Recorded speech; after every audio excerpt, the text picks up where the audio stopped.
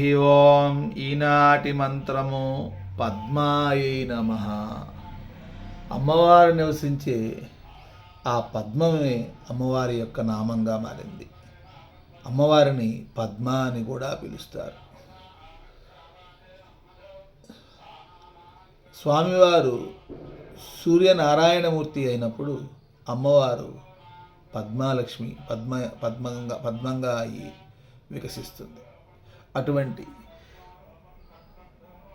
పద్మ అయినటువంటి శ్రీ మహాలక్ష్మీదేవి ఈనాడు సంక్రాంతి లక్ష్మిగా మనందరం పూజిస్తూ లోకంలో ఎల్లప్పుడూ ధాన్యానికి లోటు లేకుండా ఆ ధాన్యలక్ష్మీదేవి మనందరికీ ఆహారాన్ని అందించి అదేవిధంగా ఆ ఆహారంతో మనం శక్తిని పొంది శ్రీమన్నారాయణుని పాదసేవ చేసుకునే విధంగా చేయవలసిందిగా ఆ తల్లిని ప్రార్థిస్తూ ఓం పద్మాయై నమః, ఓం పద్మాయై నమః, ఓం పద్మాయై నమః.